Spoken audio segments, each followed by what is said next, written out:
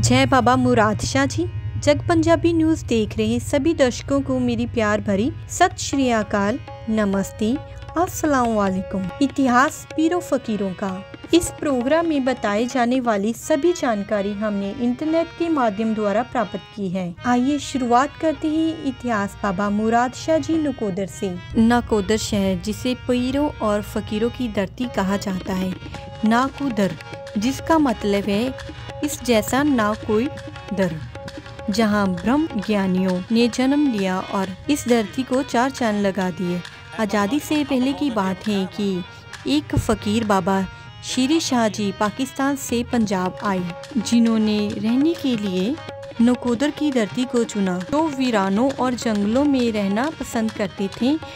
बाबा जी ज़्यादातर लोगों को अपने पास आने से रोकते थे, जिससे उनकी इबादत में विघ्न ना पड़े, और कभी कभी छोटे पत्थर भी मारते, जिससे उन्हें लोग पागल समझे और उनके पास ना आए। वे अपना ज्यादातर वक्त ईश्वर की बंदगी में ही लगाते थे और वारिस शाह की हीर पढ़ते रहते थे। नकोदर शहर में एक जैलदारों का परिवार भी रहता था, जो पीरों फकीरों की सेवा के लिए सदैव तैयार रहता था। एक बार उनके घर में एक फकीर आए, जिनकी उन्होंने बहुत सेवा की। फकीर ने खुश होकर कहा, मांगो जो मांगना चाहते हो। उन्होंने कहा, ईश्वर का दिया सब कुछ है, बस भगवान का नाम चाहिए। फकीर ने कहा, एक नहीं बल्कि दो दो भगवान का नाम लेने वाले तुम्हारे घर में पैदा होंगे। उस परिवार में जल्दी ही एक बच्चे ने जन्म लिया, जिसका नाम विद्यासागर रखा गया, जिन्हें आज हम बाबा मुराद शाह जी के नाम से जानते हैं। बाबा जी 3 भाई थे। बाबा जी सबसे छोटे थे। बाबा जी पढ़ाई लिखाई में बहुत ही अव्वल थे और उस जमाने में भी बहुत आगे तक पढ़े। पढ़ाई खत्म होने के बाद उन्होंने नौकरी की शुरुआत कर दी। बाबा जी बिजली बोर्ड दिल्ली में एसडीओ के पद पर काम करते थे। जहां बाबा जी काम करते थे, वहां उनके साथ एक मुस्लिम लड़की भी काम करती थी।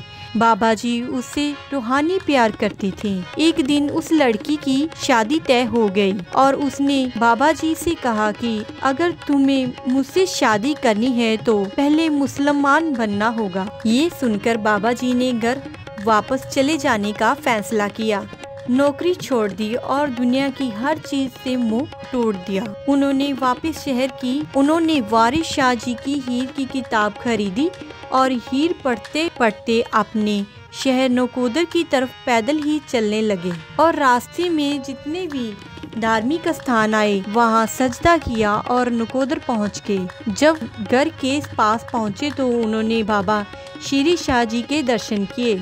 शेर शाह जी ने आवाज लगाई, आओ विद्यासागर, कहाँ जा रहे हो? बाबा जी ने सोचा कि ये कोई रूहानी इंसान लग रहा है और उसके पास चले गए। शेर शाह जी ने फिर पूछा, क्या फिर मुसलमान बनना है? बाबा जी ने कहा, जी बनूंगा। शेर शाह जी ने कहा, घर जाकर सबसे मिल आओ और आकर टूटी प्यार की तार को ईश्वर से जोड़ लो, फिर ना कोई मुसलमान की जरूरत होगी और ना ही हिंदू की। बाबा मुराद शाह जी घर जाकर सबसे मिल आए और शेर शाह जी के पास रहकर उनकी सेवा करने लगे और उनके सबसे प्यारे बन गए। पर लोगों ने बातें करनी शुरू कर दी कि जैलदारों का लड़का होकर नौकरी छोड़कर एक फकीर के पीछे लग गया है।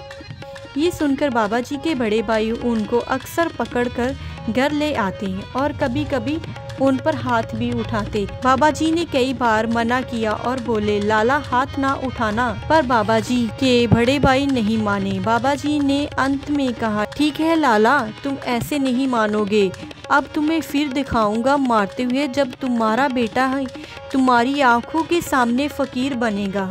फकीरों की जुबान हमेशा अटल है। ये कहकर बाबा जी शेर शाह जी के पास चले गए। ऐसा ही चलता रहा। आज़ादी के कुछ साल बाद एक दिन शेर शाह जी के बेटे और बहू उन्हें वापस लेकर जाने के लिए आए और शेर शाह जी से कहने लगे कि मुझे लेकर जाने से पहले विद्यासागर से पूछ लो। बाबा जी बोले कि आपके पिता हैं, मैं भला कैसे मना कर सकता हूँ, जैसा आप ठीक समझे। फिर बाबा जी शेर शाह जी से बोले कि मैं आपके बिना कैसे रहूँगा, आप मुझे बहुत याद आओगे। श्री शाह जी ने कहा कि जब भी तुम मुझे याद करोगे मैं तुझसे मिलने आ जाया करूँगा। फिर जब श्री शाह जी जाने लगे तब बाबा जी को पास बुलाकर बोले, मेरे बाद दुनिया तुझे याद रखेगी, तेरे नाम रहती दुनिया तक आबाद रहेगा। तू मेरी पीढ़ी का वारिस है और आज के बाद दुनिया तुझे मुराद शाह के नाम से याद रखेगी और जो भी तेरे दर पे आएगा मुँह मांगी मुरादें पाएगा। धन्यवाद।